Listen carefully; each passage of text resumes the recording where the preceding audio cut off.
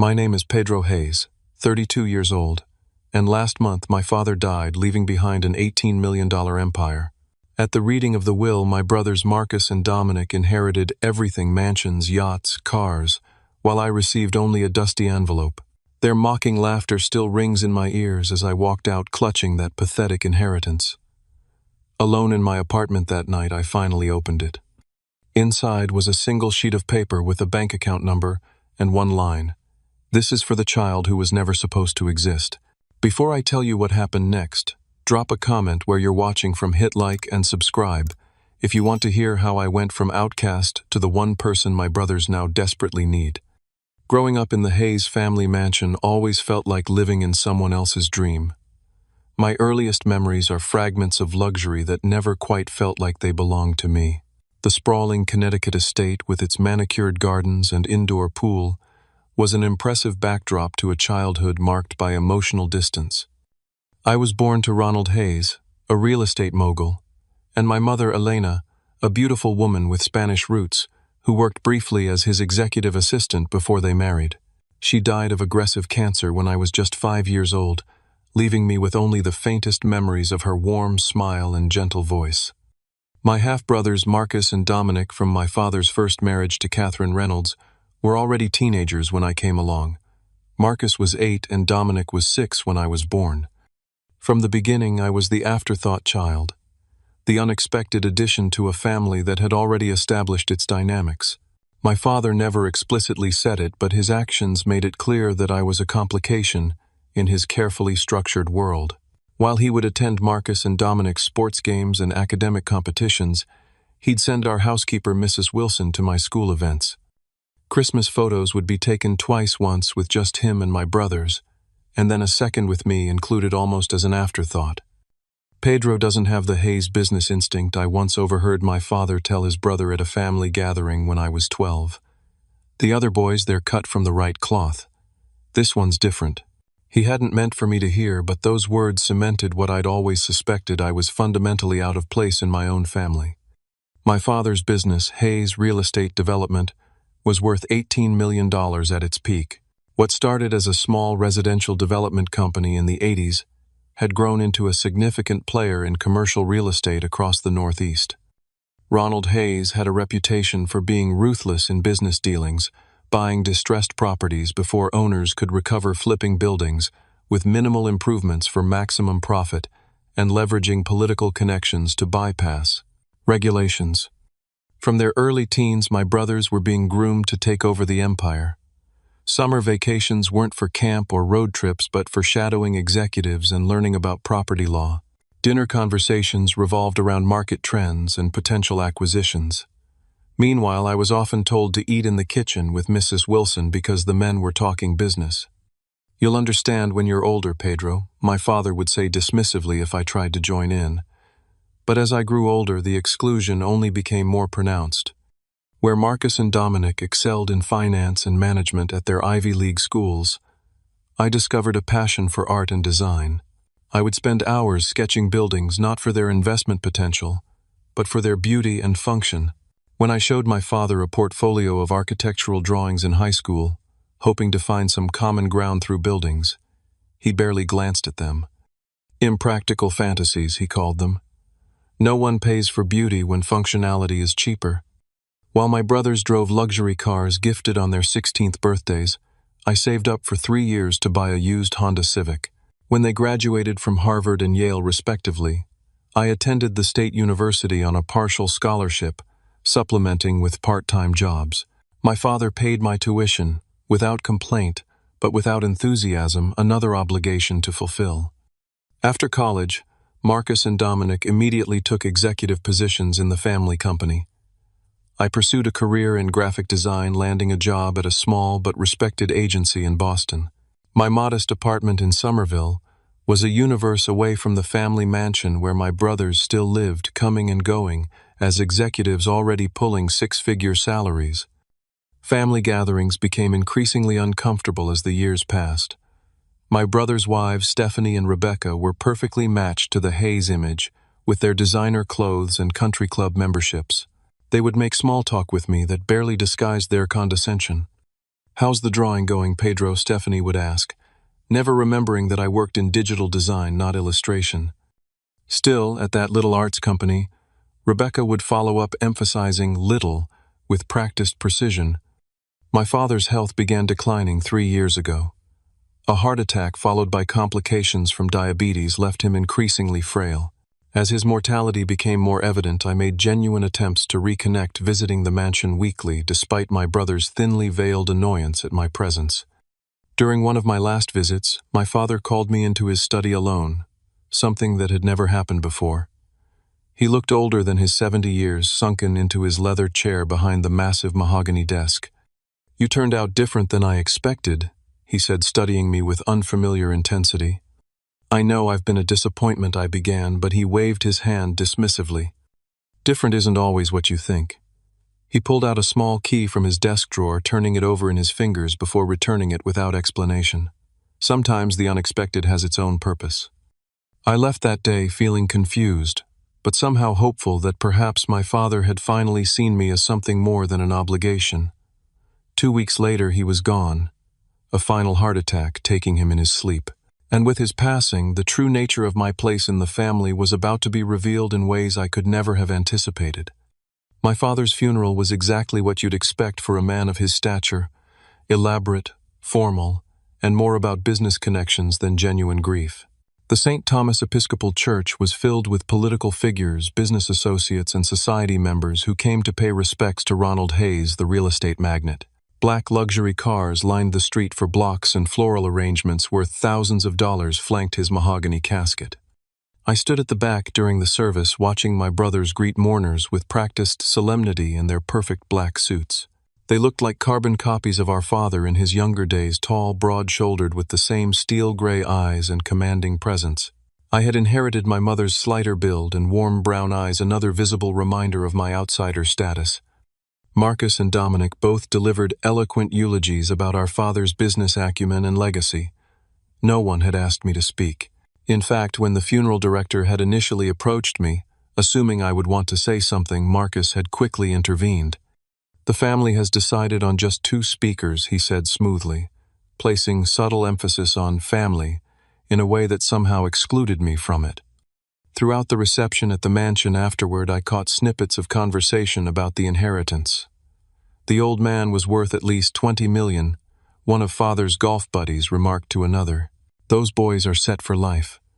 No one approached me except to offer perfunctory condolences. I overheard Stephanie telling another woman, "It's complicated with the youngest one. Different mother, you know. Never really fit into the business." 3 days after the funeral, we gathered at the office of Walter Bennett, my father's attorney for over 30 years.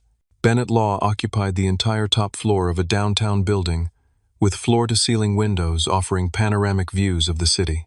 The conference room featured a massive oak table that gleamed under recessed lighting, surrounded by leather chairs that probably cost more than my monthly salary.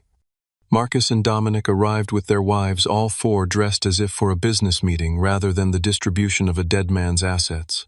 Stephanie wore a tasteful Chanel suit with pearls, while Rebecca had opted for something from Burberry's latest collection. They sat closest to Bennett's position at the head of the table, while I took a seat farther down, alone in my only good suit, 3 years old, and slightly too tight across the shoulders. A few other relatives were present: our father's sister, Aunt Patricia, his cousin Howard, and a couple of distant relations who I recognized from holiday gatherings, but whose names escaped me. They all nodded politely in my direction, but gravitated toward my brothers for pre-meeting small talk. Walter Bennett entered precisely at 10 o'clock, carrying a leather portfolio and accompanied by his junior partner. He was in his 60s, thin and precise, with wire-rimmed glasses and a perpetual expression of mild disapproval. He began with formal condolences before getting straight to business.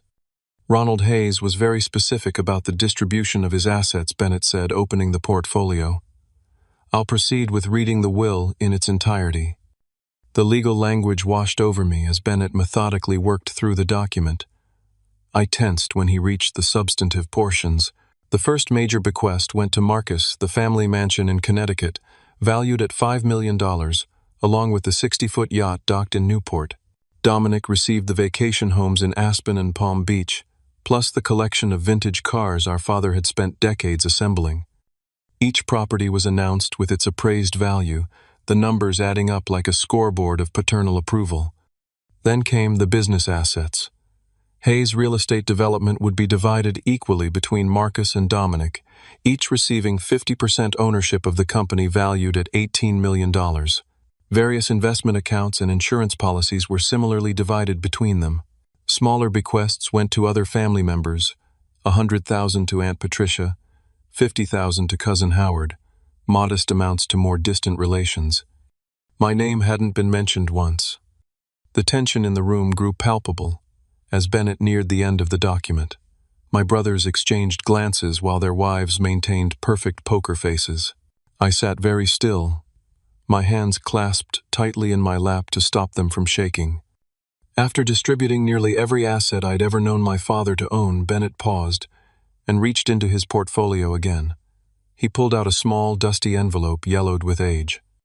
And to my son, Pedro Hayes Bennett, read his voice noticeably different. I leave this envelope and its contents to be opened privately. The silence that followed lasted only seconds but felt eternal. Then Marcus let out a short, sharp laugh that he quickly disguised as a cough.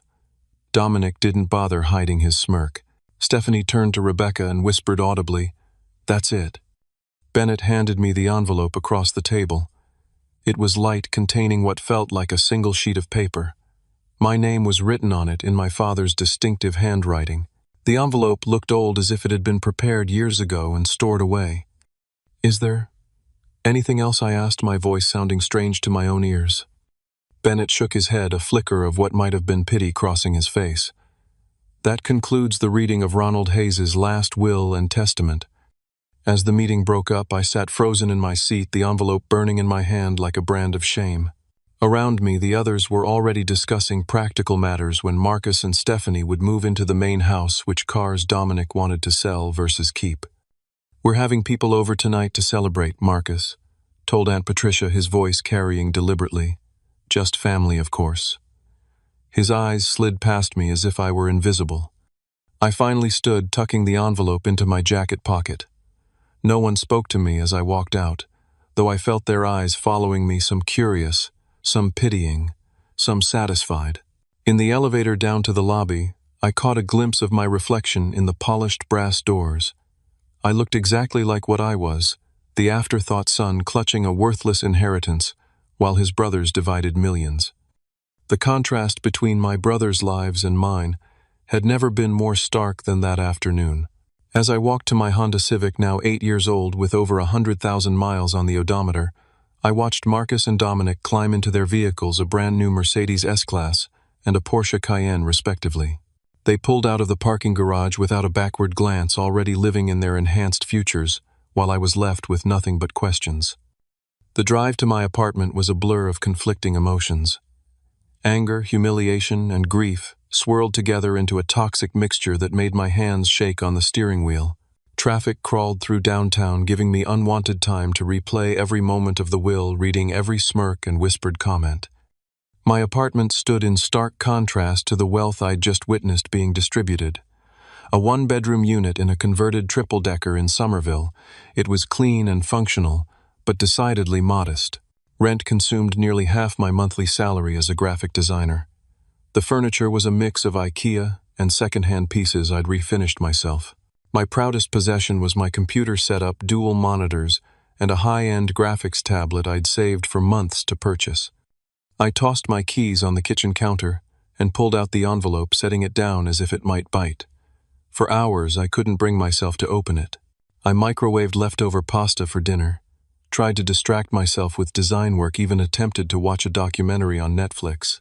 All the while, the envelope sat on my coffee table, my father's final communication to his least favored son. Around 11 that night, I finally poured myself 2 fingers of Jameson, a bottle I reserved for special occasions, though this hardly qualified as celebration, and sat down with the envelope.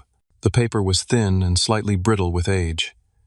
Carefully, I broke the seal and removed a single sheet of paper. The note contained a string of numbers that appeared to be a bank account, followed by a sort of international routing code I didn't recognize. Below it in my father's precise handwriting was a single line. "This is for the child who was never supposed to exist." I read the words over and over, each repetition feeling like a fresh slap. Not only had my father left me nothing of value, his final message confirmed what I'd always suspected, that I had been unwanted. A mistake, a complication in his life, rather than a son to be loved. I drained my whiskey, the burn in my throat a welcome distraction from the pain in my chest. What was I supposed to do with this? Was it some kind of sick joke? A bank account with nothing in it, paired with a final reminder of my status as the unwelcome child. After another hour of alternating between anger and despair, curiosity finally won out. The account number had an international prefix I vaguely recognized from my limited knowledge of banking. On impulse, I searched online for the bank associated with the code, a private Swiss institution with a reputation for discretion and high net worth clients. Despite the late hour, the website listed a 24-hour service line for account holders. With nothing to lose but my dignity, and that already felt shredded beyond repair, I dialed the international number. After navigating an automated system, I reached a live representative with a crisp European accent. "Good evening, this is Lucerne Private Banking. How may I assist you?" I stammered, suddenly feeling foolish. "I have an account number I need to check on. It belonged to my father, who recently passed away." The representative expressed condolences and asked for the account information. I read off the numbers from my father's note. "And may I have your name, sir?" "Pedro Hayes." There was a pause and the sound of keyboard clicks. "Yes, Mr. Hayes. I'll need to verify your identity before proceeding. Do you have the security passphrase associated with this account?" "I don't think so," I said, disappointment already settling in. "I just have this account number." "One moment, please." More typing. "It appears that for this particular account, verification can be completed with your date of birth and the maiden name of your mother." I provided the information, surprised that this was apparently expected and prepared for. "Thank you, Mr. Hayes." Identity confirmed. "I see that you are listed as the primary account holder, with transfer of full access having been triggered upon notification of Ronald Hayes's death, which we received last week." My breath caught. "I'm the account holder, not my father." "That is correct, sir. This account was established in your name approximately 30 years ago with Ronald Hayes as trustee until his death or until you reached the age of 35, whichever came first." "And is there anything in the account?" I asked, bracing for the final disappointment. "The current balance is $157,428,612.43, primarily in diversified investments and currency holdings." I nearly dropped the phone. "I'm sorry, did you say 157 million? "That is correct, Mr. Hayes. Would you like me to email you the portfolio summary?" The conversation that followed is mostly a blur in my memory. The representative explained that the account had been managed by a private wealth team for decades, with regular deposits and astute investments growing the initial sum substantially. All documentation would be made available to me as the account holder, and I could schedule a meeting with a financial advisor at my convenience. After hanging up, I sat in stunned silence, the piece of paper with its cryptic message now seeming like a talisman rather than an insult. $157 million, nearly 10 times what each of my brothers had inherited, hidden away in Switzerland unknown to them or anyone else in the family. As I examined the envelope more carefully, I noticed something I'd missed before: a slight thickness in one corner of the sealed portion. Carefully tearing it open, I discovered a hidden compartment containing a small USB drive. With shaking hands, I plugged it into my computer. A single video file appeared on the drive. The thumbnail showed my father's face looking directly at the camera. The file was dated just 6 months ago. I clicked play, and my father's image filled the screen. He looked tired but clear-eyed, sitting in his study at the mansion. "Pedro," he began, his voice stronger than it had been in our last meetings. "If you're watching this, I'm gone and you've opened the envelope. You've also likely discovered the account by now, and are wondering what the hell is going on." He shifted in his chair, looking uncomfortable but determined.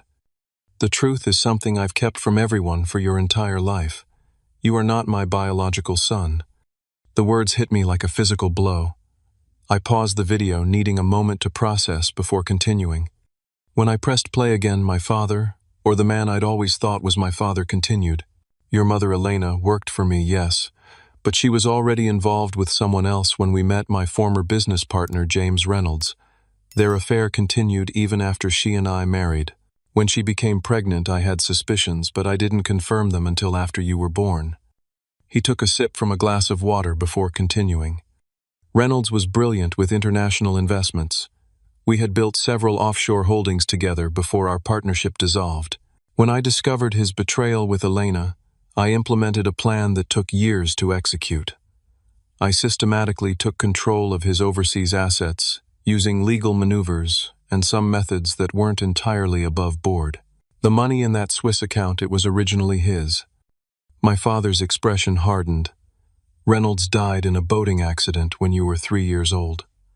Elena never knew I had discovered their affair, and she passed away still believing I was in the dark. I raised you partially out of obligation to her memory, but also as the final move in a game Reynolds and I had played for years. His son living under my roof, bearing my name, but never truly part of my legacy." The revelation was dizzying. Not only was I suddenly wealthy beyond imagination, but the man I'd spent my life trying to please wasn't even my father. The distant treatment, the fundamental difference between myself and my brothers, suddenly everything made a terrible kind of sense. "I never planned to tell you any of this," my father continued on screen. "The money was going to remain hidden, my final victory over a man who betrayed me. But as I've grown older and faced my own mortality, I've realized something unexpected." He leaned closer to the camera. "You're nothing like me, Pedro. You never were. But you're also not much like Reynolds either, from what I knew of him. You've become your own man despite growing up in the shadow of the Hayes name and fortune.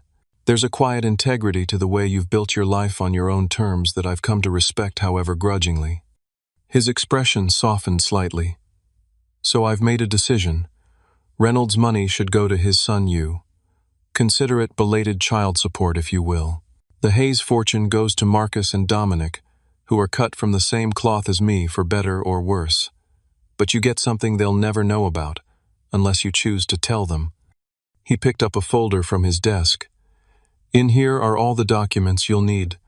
Legal proof of your parentage. The original account, establishment papers, everything. It's all legally airtight. The money is yours, free and clear."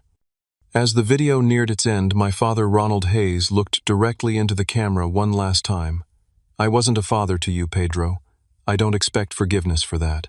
But perhaps this final act can serve as some form of atonement. The child who was never supposed to exist has outlived both his fathers now. What you do with that existence is entirely up to you."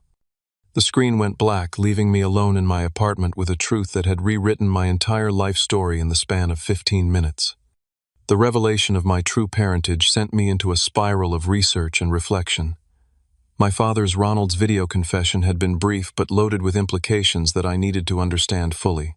Over the next few days, I barely slept as I pieced together the story of James Reynolds, the man who had apparently given me life, but never had the chance to be my father.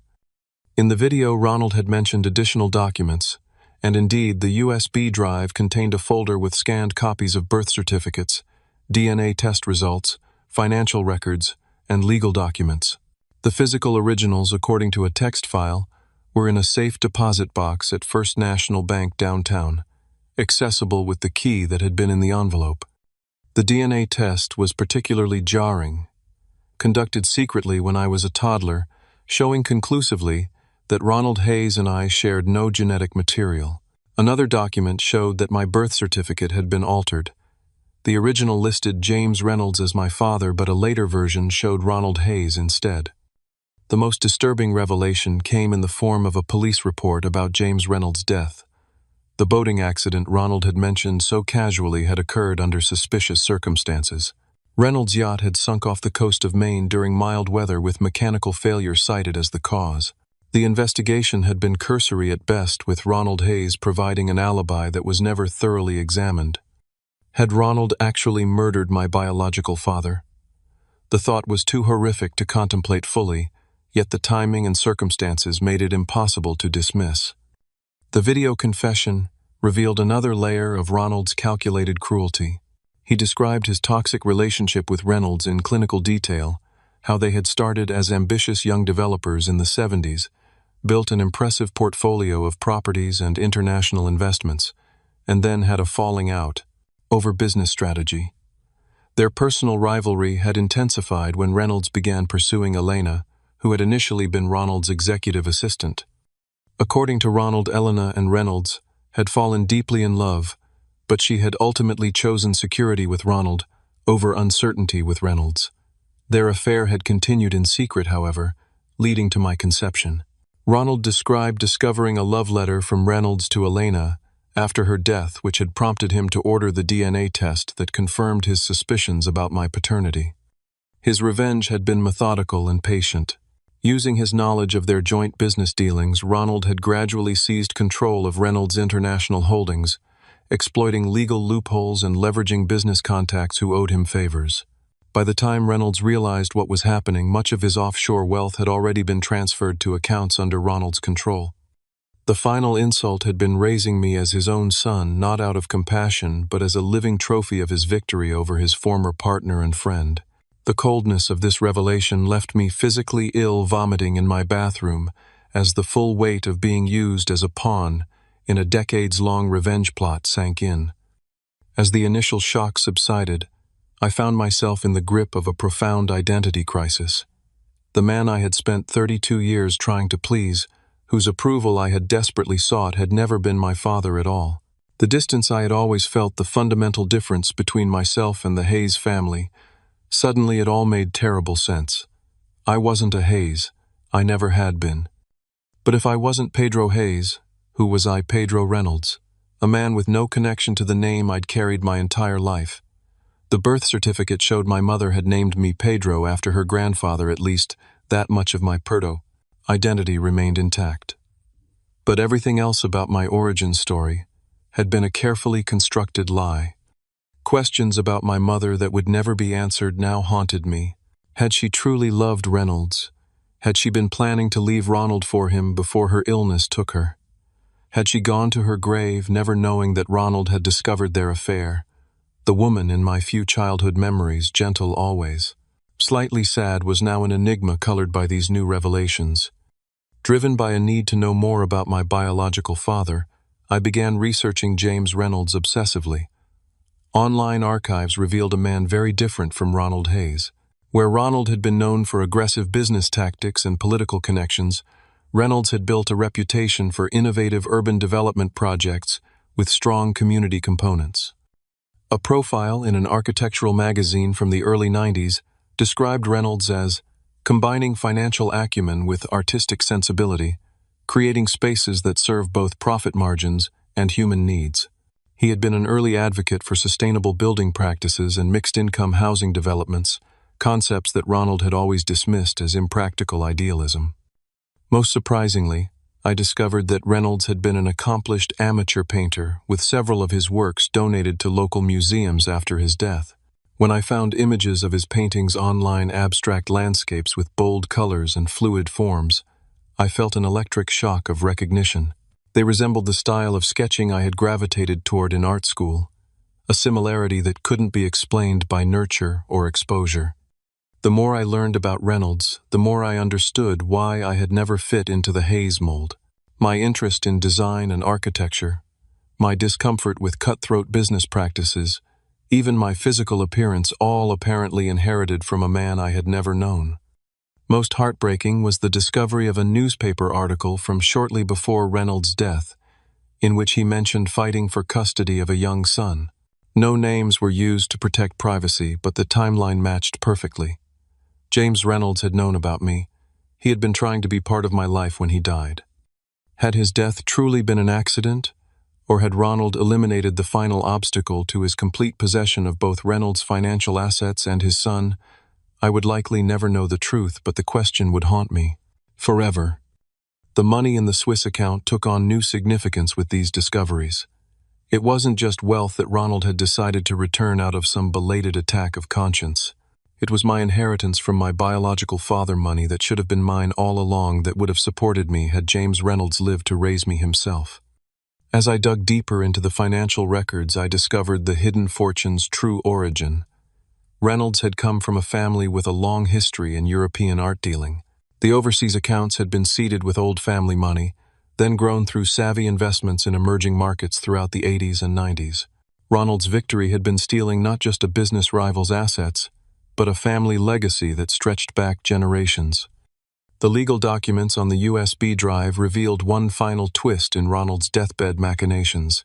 He had meticulously created a paper trail, officially acknowledging me as James Reynolds' biological son and rightful heir, while simultaneously ensuring the transfer of the Swiss account would withstand any legal challenge.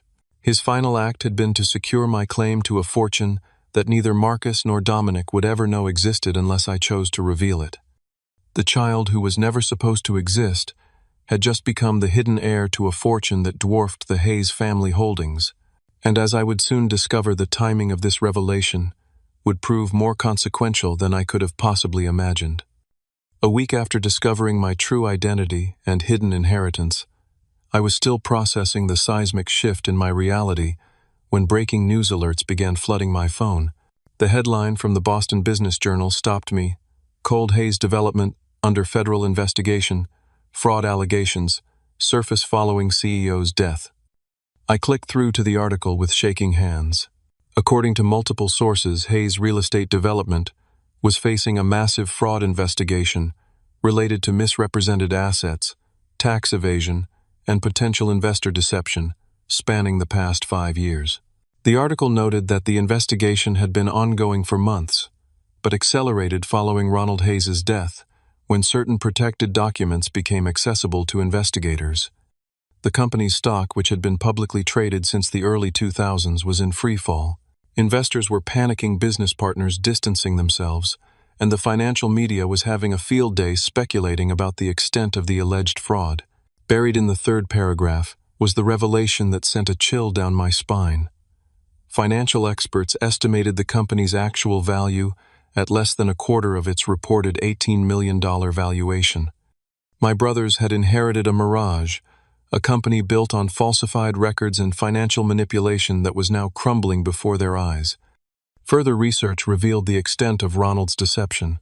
He had been hiding the company's financial problems for years, taking out massive loans against properties that were already leveraged, creating shell companies to hide losses, and presenting a facade of prosperity while the foundation crumbled. The empire he had built was a house of cards that had somehow stayed standing until its architect's death. Over the next several days, more details emerged. The mansion, the vacation properties, even the yacht and car collection, all had been mortgaged to secure loans that kept the business afloat. My brothers hadn't inherited assets. They'd inherited debt disguised as wealth. I watched from a distance as the crisis unfolded, my phone conspicuously silent. Neither Marcus nor Dominic reached out, perhaps too absorbed in their own catastrophe to think about their half-brother with the worthless envelope. Or perhaps they assumed I was enjoying their downfall after years of their condescension. The truth was more complicated. I felt a strange mix of emotions, vindication certainly, but also an unexpected pang of sympathy. They had been raised to believe in their birthright, groomed from childhood to take over an empire that apparently never existed in the form they'd been promised. Like me, they had been pawns in Ronald's elaborate games, though they had at least enjoyed the illusion of favor while it lasted. On the 15th day after the will, reading my phone finally lit up with Marcus's name, I let it go to voicemail. Then Dominic called. Then Marcus again. Over the next 48 hours, they called a dozen times between them, each message sounding more desperate than the last. Pedro, it's Marcus. Call me back. It's important family business. Pedro, Dominic here. We need to talk about Dad's estate. There are some complications. Look, Pedro, I know we haven't always been close, but this is serious. Call me. The final voicemail from Marcus broke the facade completely. Pedro, please. We're in trouble. Everything's gone to hell. The feds have frozen the company accounts. They're talking about criminal charges. We need to meet. Please call me back. I let another day pass before responding, using the time to consult with Sarah Williams, a financial advisor recommended by the Swiss bank, about my own situation. She confirmed that my inheritance was entirely separate from the Hayes development issues and legally protected from any claims related to Ronald's business dealings. Finally, I texted both brothers, "I'll meet you tomorrow at 5 p.m., the family mansion." The property that had once been the crown jewel of the Hayes empire looked subtly different when I arrived the next day. Though still impressive with its columned facade and circular driveway, observant eyes could spot the signs of beginning decay, untrimmed hedges, a luxury car under a cover rather than in use, fewer lights illuminating the grounds. Marcus opened the door himself rather than the housekeeper who had always performed this function in the past. The change was jarring, as was his appearance. Always meticulously groomed, my oldest brother now sported several days of stubble and deep circles under his eyes. His designer shirt was wrinkled, his hair uncombed. "You came," he said, relief evident in his voice. "Thank you." He led me to our father's study where Dominic waited. My middle brother looked equally disheveled, pacing nervously in front of the fireplace where a portrait of Ronald Hayes still hung overlooking the room like a disapproving ghost. The room felt different, too emptier somehow. I noticed subtle gaps on the bookshelves, where valuable first editions had stood vacant spots on the walls, where small but significant artworks had hung. They were already liquidating assets. Pedro Dominic nodded, gesturing to a leather chair. "Thanks for coming." I sat, saying nothing, waiting for them to explain why they had summoned me after weeks of silence. The brothers exchanged glances, some unspoken communication passing between them before Marcus took the lead. "I'm sure you've seen the news," he began, sitting heavily behind what had been our father's desk. "The company is in trouble." "Trouble seems like an understatement," I replied evenly. "Federal fraud investigation, stock collapse, frozen assets that goes beyond trouble." Dominic's jaw tightened. "We didn't know. Dad kept us in the dark about the real state of the business. We've been working 18-hour days trying to untangle this mess since the feds showed up. The mansion, the properties, the cars, everything's leveraged to the hilt." Marcus continued, running a hand through his disheveled hair. "There's nothing left but debt. We're facing bankruptcy, possibly criminal charges, though our lawyers think we can prove we weren't involved in the fraud itself." I nodded, keeping my expression neutral. "That sounds difficult, but I'm not sure what it has to do with me." The brothers exchanged another glance. "We've been trying to locate any assets Dad might have hidden," Dominic explained. "Offshore accounts, properties under different names, anything that might help us salvage something from this disaster." "Our attorneys found references to international transfers years ago," Marcus added, "money moving through Switzerland, large sums." The direction of this conversation was becoming clear. They had discovered traces of the money Ronald had taken from Reynolds but couldn't access it. They had no idea that it had been left to me. "And what does this have to do with me?" I repeated, though I already knew the answer. Marcus leaned forward, desperation evident in his posture. "That envelope Dad left you. We think it might contain information about those accounts. A key account numbers, passwords, something that could help us access emergency funds he might have set aside." The irony was almost too perfect. After a lifetime of dismissing me as irrelevant to the Hayes legacy, my brothers were now looking to me as their financial savior. I opened the envelope, I said carefully. There was a note inside. Both brothers leaned forward eagerly. "What did it say?" Dominic demanded.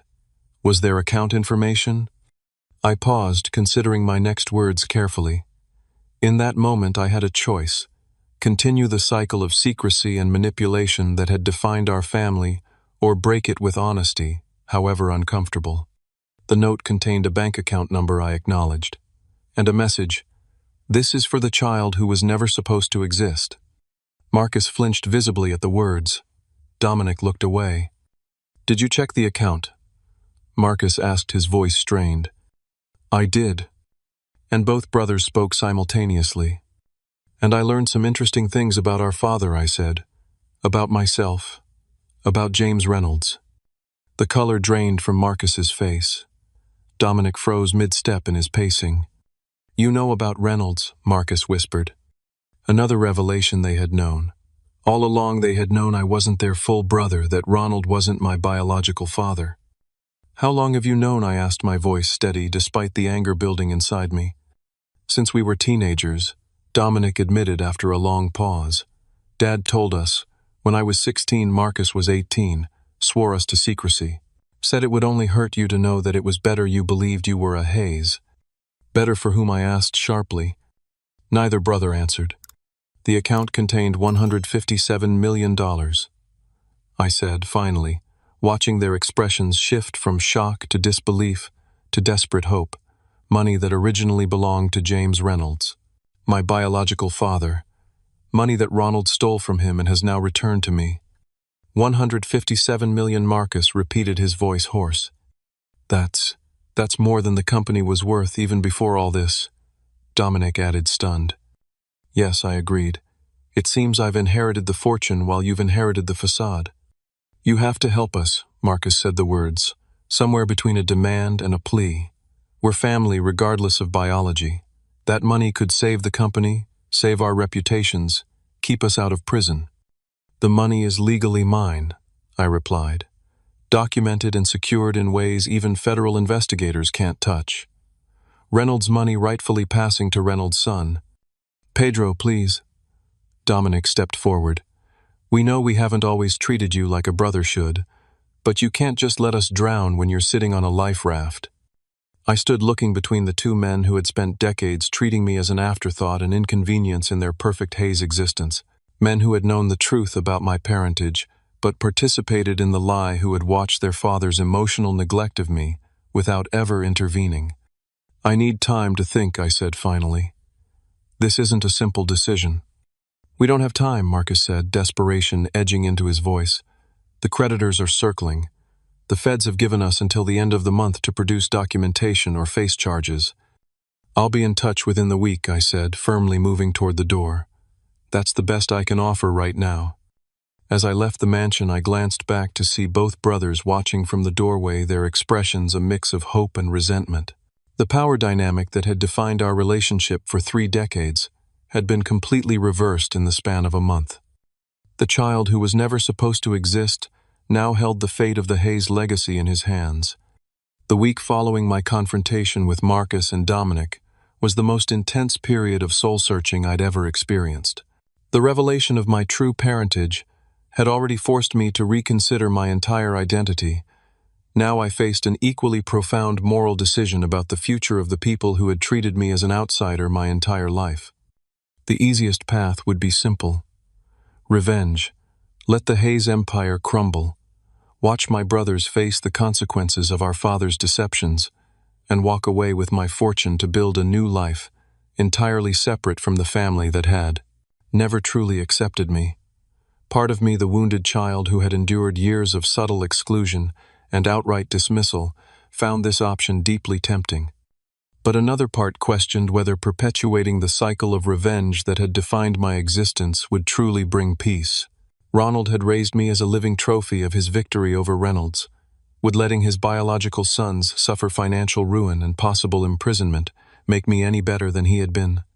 The third night after meeting with my brothers, I called the one person whose perspective I trusted implicitly, my college roommate and still close friend, Rachel Chen.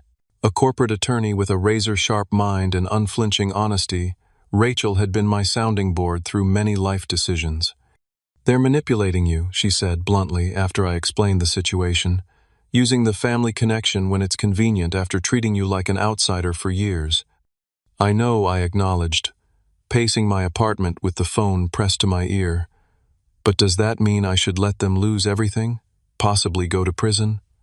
"Would they do the same for you, if positions were reversed?" Rachel challenged.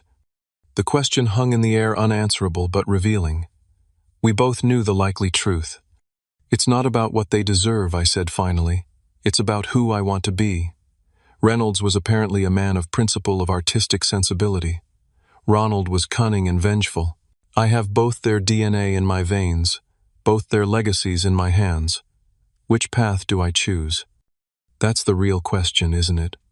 Rachel's voice softened. "This isn't about saving your brothers. It's about saving yourself from becoming just another link in a chain of bitterness."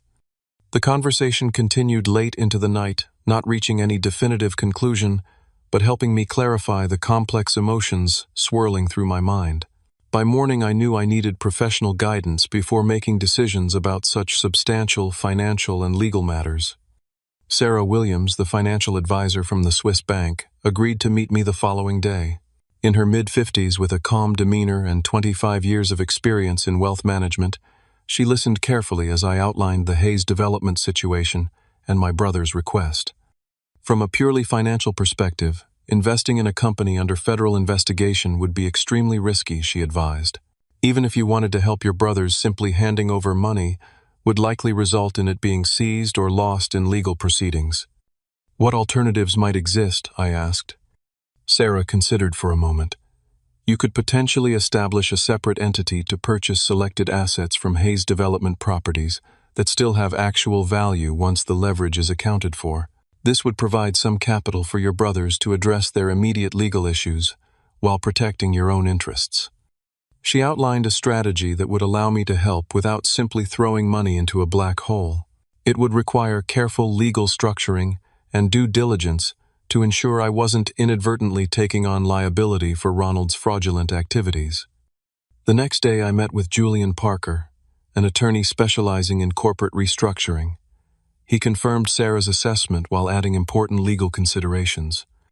The Hayes employees are the forgotten victims here, Julian pointed out. Hundreds of people who had nothing to do with the fraud are about to lose their livelihoods because of your father's actions. Any restructuring could potentially save those jobs while still holding the appropriate parties accountable. This perspective shifted something in my thinking. Beyond my personal history with the Hayes family lay a broader human impact I hadn't fully considered. Innocent employees, contractors, and even tenants in Hayes properties would be collateral damage in the company's collapse.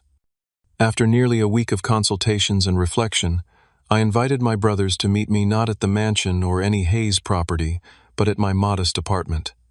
The reversal of our usual power dynamic was deliberate and symbolic. They arrived looking even more haggard than before, the strain of the unfolding crisis evident in their postures and expressions. Marcus eyed my IKEA furniture and framed design prints with barely disguised disdain, while Dominic stood awkwardly in the center of my living room, as if afraid to touch anything.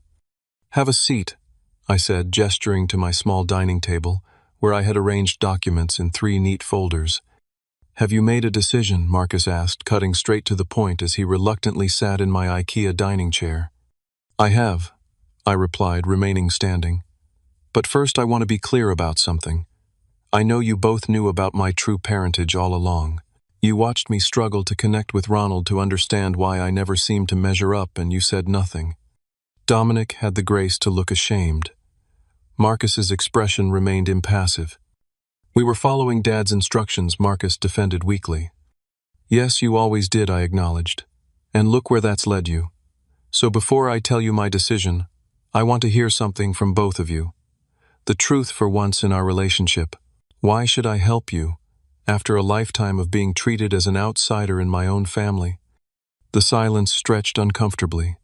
Finally, Dominic spoke. "We don't deserve your help," he said quietly. "We treated you badly because it was easier than admitting the truth that Dad was wrong about so many things, including how he treated you." Marcus made a noise of protest, but Dominic continued. "I was jealous of you," he admitted, surprising me. "You had the courage to pursue what you actually wanted instead of following Dad's blueprint.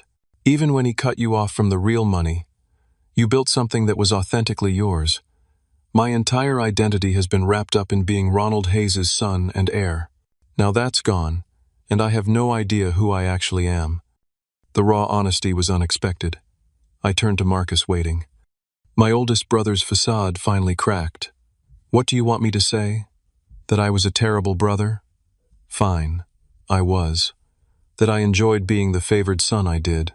That I'm desperate now, and would say anything to get your help? That's probably true too." His voice broke slightly. "But it's also true that we're the only family each of us has left, and I don't know what else to do." The admission, however, grudging, was the most honest conversation we'd ever had. I sat down and opened the folders. "I'm not going to give you the money," I said, clearly watching their expressions fall. but I am going to offer you a way forward with conditions. I laid out the plan I had developed with Sarah and Julian, the creation of a new entity, Reynolds Hayes Foundation, that would purchase selected viable assets from the collapsing Hayes development. The foundation would operate under strict ethical guidelines, focus on community-oriented development, and commit a portion of all profits to arts education programs. The foundation will need leadership familiar with the properties and regional market, I explained. You two could have roles in the new organization, but not as executives. You'd report to a board of directors that I would chair, and your compensation would be modest but fair. The restructuring would provide enough capital to address the most pressing legal issues and protect the jobs of innocent employees. It would not, however, maintain their lavish lifestyles or executive authority. This is the offer I concluded. It saves you from total ruin and possible imprisonment. It preserves something of the Hayes legacy while honoring Reynolds' apparent values. It's also the only offer you're going to get. Marcus's face flushed with anger. You want us to work for you like employees after we've run the company for years. Ran it into the ground, you mean, I replied evenly. Following Ronald's fraudulent practices. Yes, that's exactly what I'm offering. The alternative is bankruptcy and potential criminal charges. Your choice. Dominic placed a restraining hand on Marcus's arm. We need time to discuss this. You have 24 hours, I said. The documents are prepared and ready for signatures. After that, I'll move forward with my own plans that won't include either of you. As they left my apartment, I felt neither triumph nor regret, just a quiet certainty that I had found a path that honored both the Reynolds legacy I was just discovering and the better aspects of the Hayes name I had carried all my life. The next day, I received a text from Dominic. We accept your terms. The transformation had begun not just of Hayes' development into something new, but of my own identity as well. The child who was never supposed to exist was creating a future that neither of his fathers could have imagined. 3 years have passed since that fateful night when I opened a dusty envelope and discovered the truth about my origins. The journey since then has transformed not only my external circumstances, but my understanding of family legacy and my own identity. The Reynolds Hayes Foundation has emerged from the ashes of Hayes development as something entirely new. The transition wasn't smooth. Untangling Ronald's web of financial deception took months of forensic accounting and legal negotiations. Federal investigators ultimately brought charges against my father, posthumously clearing the way for a restructuring that protected innocent employees while holding the appropriate parties accountable. True to my conditions, Marcus and Dominic took positions within the new organization, though not as executives. Marcus initially struggled with his reduced status, his resentment palpable in early board meetings. Dominic surprisingly adapted more readily, seeming almost relieved to be freed from the pressure of executive decision-making. He's found unexpected fulfillment in project management, overseeing the restoration of historic properties that the foundation has committed to preserving. The foundation now operates with a dual mission: profitable but ethical real estate development, paired with significant community investment. 20% of all profits fund arts, education programs, in underprivileged communities, a tribute to James Reynolds' apparent values. The Hayes name remains, acknowledging the complicated history rather than erasing it, while the Reynolds addition honors the biological legacy I've only recently begun to understand. My personal transformation has been equally profound. I moved from my Somerville apartment to a comfortable but modest home in Cambridge, a far cry from the Hayes mansion, but a space that reflects my values and aesthetic sensibilities. The majority of my inheritance remains carefully invested, with significant portions directed toward philanthropic causes that speak to both my background in design and my newfound commitment to addressing inequality. I left my graphic design job to pursue an education in architectural preservation, combining my artistic inclinations with a newfound interest in the built environment, perhaps an echo of both my father's influences channeled in a direction uniquely my own. I've opened a small gallery that showcases emerging artists, providing space for voices that might otherwise go unheard in the commercial art world. Perhaps the most meaningful aspect of my journey has been the reconciliation with my past. I visited the graves of both my mother and James Reynolds, placing flowers and sitting in quiet contemplation of the complex circumstances that brought me into existence. At Elena's grave, I left forgiveness for the secrets she kept. At Reynolds' final resting place, I left regret for the relationship we never had the chance to build. Ronald Hayes doesn't have a grave. His will specified cremation, with no marker typical of his desire to control the narrative even in death.